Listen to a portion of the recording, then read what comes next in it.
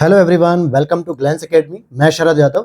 दोस्तों, इस क्लास में आप लोग मेरे साथ स्टडी कर रहे हो संकल्प बैच के अंतर्गत यूपी पीसीएस प्रीलिम्स 2024 और आरओ प्रीलिम्स 2024 के लिए हम लोग टारगेट बैच चला रहे हैं, जिसमें टारगेटेड आपको दिए जाते हैं जो पूरे की तरीके से पीवाईक्यू पे एनालिसिस करके होते हैं। और साथ में जो 2022 और 23 में जो भी 3 से 4 लोग मेरे कांटेक्ट में जिनका प्रीलिम्स होने के बाद मेंस भी हो गया और फाइनल सिलेक्शन भी हो गया 2022-23 में, उनके अनुभव ही इसमें शेयर किए गए हैं। और मैंने खुद 2 बार मेंस लिखा है, तो मेरे को भी जो अनुभव है कि कौन कौन से ऐसे चैप्टर्स हैं जहां से डायरेक्टली प्रश्न बार बार पूछे जाते हैं, तो हम उन पे फोकस करते हुए एक टारगेट सीरीज चला रहे हैं जो लगभग पिछले 12 से 14 दिन से चल रही है लगातार। और आज हमारा टारगेट नंबर 14 होगा, जिसके अंतर्गत हम लोगों ने अब तक एंशिएंट हिस्ट्री कंप्लीट किया, साइंस में बायोलॉजी कंप्लीट कर लिया, साथ ही जनवरी फरवरी की करंट अफेयर्स कंप्लीट कर ली, यूपी पीसीएस के पीवाईक्यू को पूरा कंप्लीट कर लिया, प्रीलिम्स मेंस को। तो इस तरीके से ये बहुत ही अच्छी तरीके से सीरीज चल रही है और बहुत लोगों को पसंद भी आ रही है। काफी लोगों की इससे पढ़ाई को एक डायरेक्शन मिल पाई कि हाँ सर, हमें किस डायरेक्शन में आगे बढ़ना है।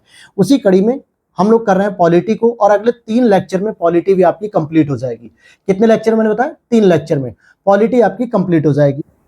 और यहाँ पर मैं आपको सोर्सेज भी बता देता हूँ, कुछ इंपॉर्टेंट सोर्सेज जो आपको फॉलो करने होते हैं और किस तरीके से आपको 5 से 6 घंटे मेरे साथ लगे रहना है, चाहे आप जॉब में हो, चाहे ना हो, चाहे हाउस वाइफ हो, या कोई भी काम कर रहा हो, या फुल टाइम स्टडी कर रहा हो, तो भी आप 5 से 6 घंटे इतने निकाल सकते हो। ये सारे टारगेट्स आप पूरे कर रहोगे। और मैंने कहा भी था कि जब आप 15 टारगेट कंप्लीट कर लोगे, 15 दिन के टारगेट, तो आप में एक अलग सा कॉन्फिडेंस और आत्मविश्वास की वृद्धि होगी। और सिविल सर्विसेज में अगर सिलेक्शन लेना है तो आत्मविश्वास में वृद्धि सबसे मोस्ट इंपॉर्टेंट है। आपको ये महसूस होना चाहिए कि आप जो पढ़ रहे हो सही डायरेक्शन में पढ़ रहे हो और आप इस परीक्षा को पास कर लोगे। अगर आप पढ़ते हुए भी कॉन्फिडेंस में नहीं हो कि मैं पता नहीं क्या पढ़ रहा हूँ, क्या नहीं पढ़ रहा हूँ, भीड़ का हिस्सा तो नहीं हूँ, या फिर कॉन्फिडेंस आ ही नहीं रहा है, तो इस वजह से जो है कि आपका सिलेक्शन नहीं होगा। तो कॉन्फिडेंस तभी आएगा जब चीजों को आप लगातार पढ़ते रहोगे। तो इसी कड़ी में पॉलिटी में मैंने आपको कुछ टारगेट दिए थे, जिसमें आप लोगों ने कल संसद को पढ़ा, लोकसभा, राज्यसभा, और उसको तुलनात्मक रूप से राज्य विधानमंडल के साथ भी पढ़ा होगा कि क्या प्रक्रिया राज्य विधानमंडल की और कैसे लोकसभा की है।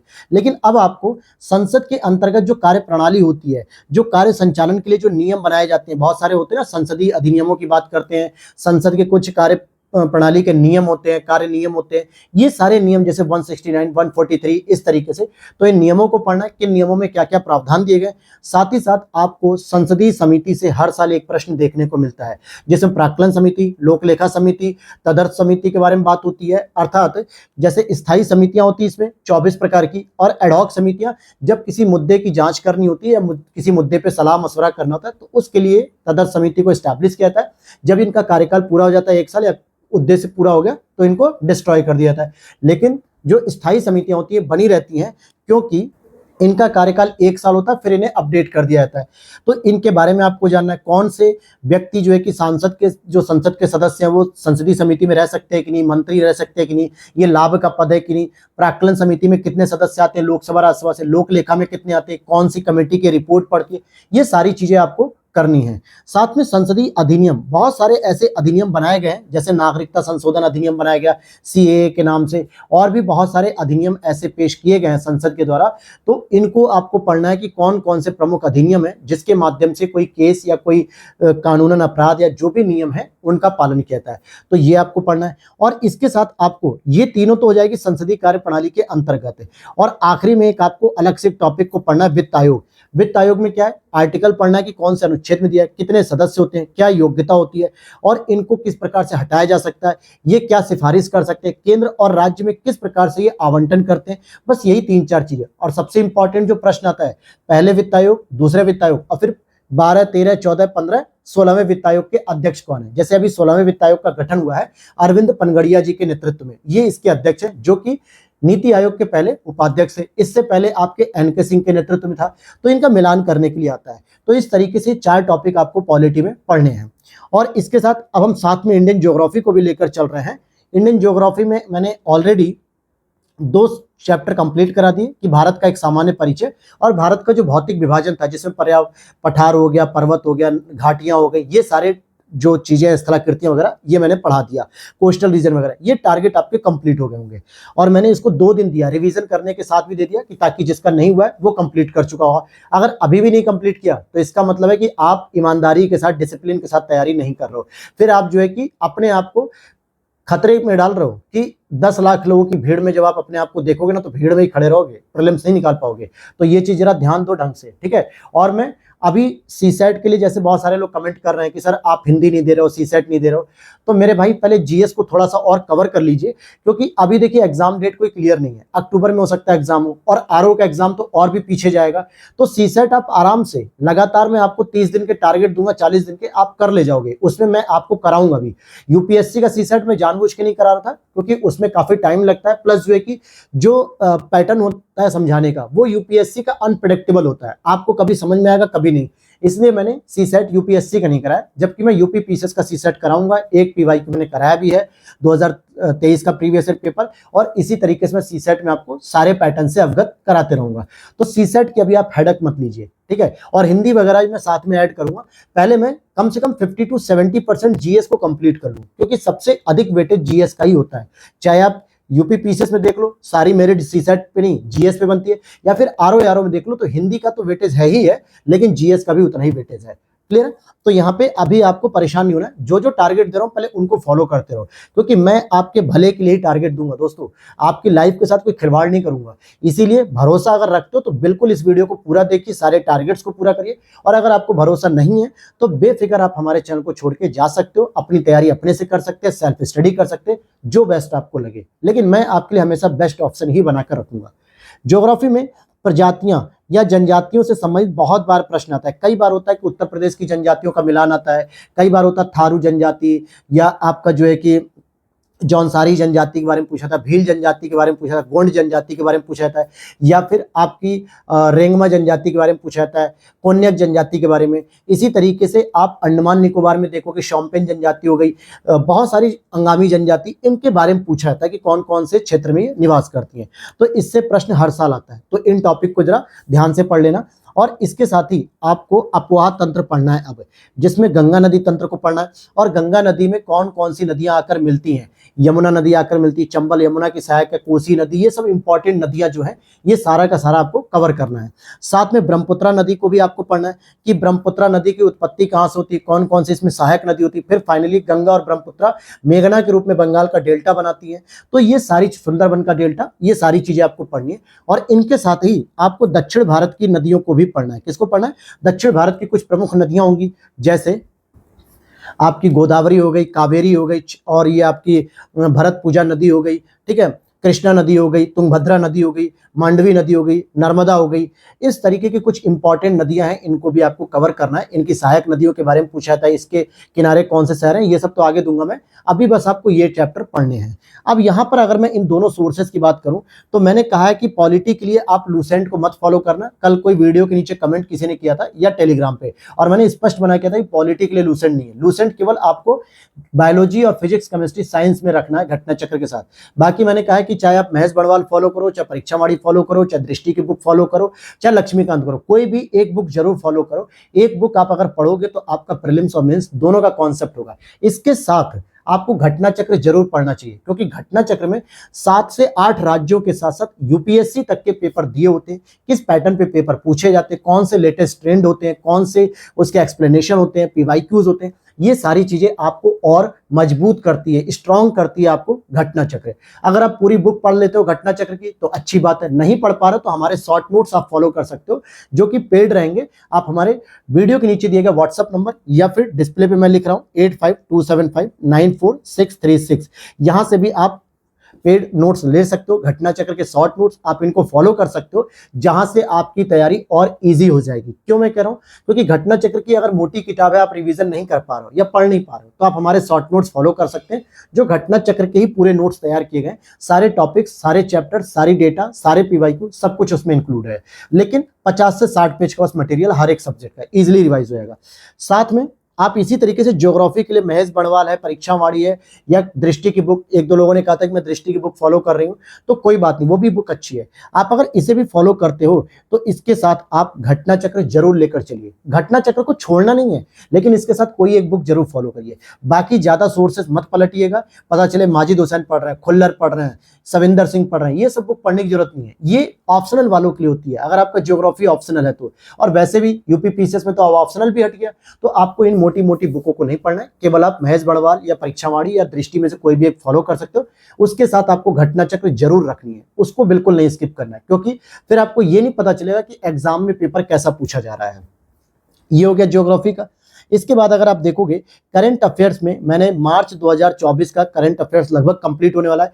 नेशनल आपका हो गया, इंटरनेशनल हो गया, यूपी स्पेशल हो गया। अब आपको आर्थिक घटनाक्रम पढ़ना है और साथ में खेलकूद पुरस्कार वगैरह की जो श्रेणियां हैं वो भी सारा पढ़ लेना है। आर्थिक घटनाक्रम में 10 से 12 टॉपिक होंगे, खेलकूद में 7-8 टॉपिक होंगे जो इंपॉर्टेंट होंगे, और पुरस्कार में भी 4 से 5 पुरस्कार होंगे। देखा जाए तो टोटल 25 टॉपिक यहाँ पर आपको मिल जाएंगे, और 25 टॉपिक को पढ़ने के लिए इत्मीनान से पढ़ोगे तो 1.5 से 2 घंटा काफी है। उससे ज्यादा करंट अफेयर्स में समय देना भी नहीं होता है, नहीं तो सर फट जाएगा, क्योंकि वो सारा फैक्ट होता है, कोई कॉन्सेप्ट नहीं होता है, सारी चीजों को रटना होता है। लेकिन मैं इसे बीच बीच में रिवीजन देता हूँ, जैसे अभी देखिए मैं रिवीजन बॉक्स में जनवरी की करंट अफेयर्स करा रहा हूँ, ताकि आपका रिवीजन भी होता रहे। तो आपको करंट अफेयर्स पढ़ना है मार्च 2024 का। करंट अफेयर्स के लिए मैं फिर कह रहा हूँ, क्रॉनिकल को आप पढ़ सकते हो, या फिर आप प्रतियोगिता दर्पण पढ़ सकते हो, या उससे भी अच्छा है कि आप घटना चक्र की जो मासिक पत्रिका आती मंथली, आप उसे फॉलो कर सकते हो। क्लियर। अब यहां पर हम पीवाईक्यू सीरीज को शुरू करेंगे। अभी तक मैंने आपको यूपी पीसीएस पीवाईक्यू कराए थे, जिसमें प्रीलिम्स के पूरे पीवाईक्यू थे, जिसमें आपने geography, history, polity, science, environment, economics, विविध, ये सारे सेक्शन कंप्लीट कर लिए। लेकिन मैंने कई बार आपसे कहा है वीडियो के माध्यम से भी, क्लासेस में भी, कि जब भी आप तैयारी करें तो यूपी पीसीएस की तैयारी कर रहे हो चाहे आरओ की, दोनों ही एग्जाम में आपको दोनों एग्जाम के पीवाईक्यू करने हैं। कई बार ऐसा हुआ है कि यूपी पीसीएस के प्रीलिम्स में आरओ के प्रीलिम्स और मेंस से डायरेक्ट प्रश्न उठा लिए गए। 2022 का आप देखो, 2021 के मेंस के 5 प्रश्न, उसमें 5 प्रश्न, एक नहीं 5 प्रश्न, बहुत वेटेज रखते हैं, सेम टू सेम। ऐसे ही आप 2017 के आरओ में देखो, यूपी पीसीएस 2015 वाले प्रीलिम्स के क्वेश्चन उठा लिए गए, मेंस के क्वेश्चन उठा लिए गए। तो कहने का मतलब है कि हम यूपी पीसीएस का टारगेट लें चाहे आरओ का, दोनों ही हमें पीवाईक्यू पढ़ने। इसीलिए मैंने आज आपको अब आरओ पीवाईक्यू शुरू किया है, जो कि 2010 से लेकर 2021 के बीच में केवल 8 साल के पेपर हुए हैं, और हर एक सब्जेक्ट से 10-10 प्रश्न आते हैं, 10 से 12, यानी 80 से 90 क्वेश्चन आप कर सकते हो।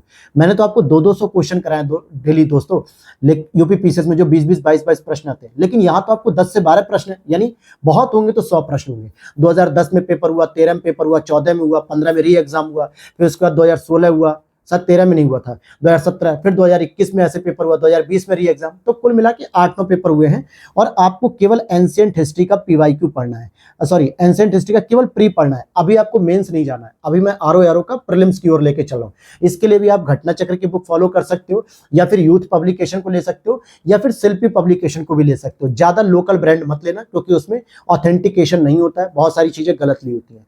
या फिर अगर आप हमारे हैंड रिटन नोट्स इसमें देखना चाहते हो तो मैं आपको दिखा दूं। अब जैसे आप यहाँ पर देखोगे ग्लैंस एकेडमी का जो है कि इकोनॉमी का, ठीक है, और यहाँ पे टाइटल भी आप देख पा रहे आरओ पीवाईक्यू पार्ट 3 है, यानी 3 पार्ट में मैंने इसको पीडीएफ बनाया। यहाँ पर आप देखोगे प्रीलिम्स का, मेंस का सारा। अब जैसे 2017 का प्रीलिम्स आ गया, ये इकोनॉमिक्स चल रहा है, ठीक है। 2016 का जो री एग्जाम हुआ था 2020 में, इसका प्री है। फिर इसी तरीके से आप देखोगे 2016 का प्री था, और आगे बढ़ेंगे इसी तरीके से। तो ऐसे करके सारे प्रीलिम्स आपके हो जाएंगे। फिर इसके बाद मेंस भी मिलेगा, इसमें आपको अलग नहीं जाना। अब जैसे 2010 का देखिए, ये रहा 2010 का प्रीलिम्स, हमने एक जगह कर दिया सारी चीजें जो एक्स्ट्रा चीजें थी। अब जैसे ये प्रश्न पूछा गया था कि कौन सा कार्यक्रम ग्रामीण अवस्थापना विकास कोष आरआईडीएफ के अंतर्गत होता है, तो भाई ग्रामीण जलापूर्ति, ग्रामीण सड़कें, ग्रामीण विद्युतीकरण। लेकिन इसके बारे में हमने ये एक्स्ट्रा फैक्ट लिख दिया कि ये नाबार्ड के अंतर्गत काम करता है, ये एक्स्ट्रा फैक्ट लिख दिया। तो इस तरीके से आपको एक्स्ट्रा चीजें भी इसमें मिलेंगी। अब यहाँ पर आप देखोगे 2021 का मेंस शुरू हो गया, किसका, इकोनॉमिक्स का ही मेंस शुरू हो गया। ऐसे ही आपको दूसरे ईयर का भी मेंस मिलेगा, 2017 का भी मेंस मिलेगा। तो ये पूरे हैंड रिटन नोट्स है, और ऐसे ही आपको सारे सब्जेक्ट के मिल जाएंगे, ठीक है। Ancient history, medieval history, polity, economics. अब जैसे यहाँ देखिए, ये रहा प्राचीन भारत का मेंस का भी इसमें आ गया, प्रीलिम्स का भी है, सारी चीजें इसमें हमने शामिल कर रखी। तो आप इस तरीके से पीवाईक्यू को भी आप हमारे व्हाट्सएप नंबर जो मैंने अभी लिखा था या वीडियो के नीचे मिल जाएगा, वहां से आप पेड है, आप परचेस कर सकते हो। यूपी पीसीएस का भी इसी तरीके से हैंड रिटन है, आप उसे भी परचेस कर सकते हो, ठीक है। इससे क्या होगा कि आपको जो मैंने एंशिएंट हिस्ट्री का दिया, इधर उधर भटकना नहीं पड़ेगा, क्योंकि मैंने हर बुक में देखा है, घटना चक्र में देखा है, यूथ में देखा है, शिल्पी में देखा है, 2-2, 3-3 क्वेश्चन के बाद फिर सीधे पूरा पेपर बदलना पड़ रहा है। 2021 का सीधे 2017 जाना पड़ रहा है। अब इसमें क्या कि ढूंढने में थोड़ा टाइम लगता है तो कंटिन्यूटी टूट जाती है, इसलिए हमने क्या किया एक ही जगह पे लिख दिया कि लो भाई एक ही जगह पे पूरा एंशिएंट हिस्ट्री प्रीलिम्स पढ़ जाओ, पूरा मेंस पढ़ जाओ, इस तरीके की चीजों को पूरा पढ़ जाइए। तो ये आपके लिए आसान रहेगा। तो मर्जी आपकी, आप कैसे ही फॉलो कर सकते हो। तो आप के लिए बस हमने क्या किया, एक आसान रास्ता तैयार कर दिया। डेली रिवीजन बॉक्स हम लोग जैसा देते हैं, तो दक्षिण भारत के राज्य चोल, पल्लव, चालुक्य, संगम युग, ये जो आपको घटना चक्र के सिलेबस में मैंने बताया था जब मैं एंशिएंट हिस्ट्री कंप्लीट कर रहा था, तो मेरे पास कई लोगों के मैसेज आ गए कि सर अभी ये रिवीजन वाला बॉक्स हमारा कंप्लीट नहीं हुआ है। तो मैंने आज फिर इसको रिवीजन के तौर पे छोड़ दिया। आप फिर से चोल को, चालुक्य को, पल्लव को पढ़ लीजिएगा, और जिसका कंप्लीट हो गया है वो और भी सब्जेक्ट मतलब और भी टॉपिक को रिवीजन कर ले। लेकिन इसमें रिवीजन में जनवरी वाले में देखो कि जनवरी 2024 की जो मैगजीन है, इसमें जो भी शेष रह गया मुझे अब याद नहीं है, क्योंकि मैंने राष्ट्रीय पढ़ा दिया, अंतर्राष्ट्रीय पढ़ा दिया, यूपी पढ़ा दिया, ये सब रिवीजन करा दिया था। लेकिन अब जितना भी कुछ शेष रिवीजन के लिए रह गया हो उसे आप रिवीजन कर जाओ, जितना भी बच रहा हो। आपको खुद पता होगा कि आपने क्या क्या रिवीजन कर लिया पिछले 3 दिनों में। और कल से मैं फरवरी का रिवीजन सीरीज इसमें लगा दूंगा। क्या लगा दूंगा? फरवरी का। और तब तक आपका 1-2 दिन में मार्च भी कंप्लीट हो जाएगा। तो आप देख पाओगे कि संकल्प बैच में इस तरीके से मैं प्लानिंग करके चल रहा हूं कि आपकी मल्टीपल डाइवर्सिटी के साथ तैयारी होनी चाहिए। किसी एक सब्जेक्ट पे फोकस नहीं है, 3-4 चीजों को एक साथ लेके चल रहा हूं, ताकि हर एक चीज में आप समय के रहते हुए आप एग्जाम से पहले प्रिपेयर कर लो, रिवीजन भी कर लो, और एग्जाम से पहले एकदम फ्री माइंड से आप तैयारी करके जाओ, और आपका प्रीलिम्स होना चाहिए। उसके बाद एटलस की मैपिंग क्लास भी मैं चला रहा हूं। नॉर्थ अमेरिका भी मैंने एटलस करा रखा है। प्लेलिस्ट में आप जाओगे तो वहां पे आपने लेक्चर नंबर 1, 2, 3 कर लिया होगा, और अब आपको लेक्चर नंबर 4 करना है। ठीक है, आज मैं उसकी प्लेलिस्ट भी मैं पोस्ट कर दूंगा। हालांकि 3 लेक्चर में पोस्ट नहीं कर पाता, मैं पूरी प्लेलिस्ट स्टडी विद मैप को पोस्ट कर दूंगा। आप लोग अपने टेलीग्राम में पिन कर लो उसे, ताकि हमेशा वो पड़ा रहे ऊपर, और आपको डेली करना है। ग्लैंस एकेडमी के प्लेटफॉर्म पे ही मिल जाएगा, यूट्यूब चैनल पे। ठीक है, तो ये आज आपका टारगेट हो गया। उम्मीद करता हूं टारगेट्स आपको डेली आपके टारगेट को पूरे कर पा रहे होगे, और इस तरीके से आपकी तैयारी भी सही दिशा में चल रही होगी। तो मिलते हैं नेक्स्ट वीडियो में। Thanks for watching.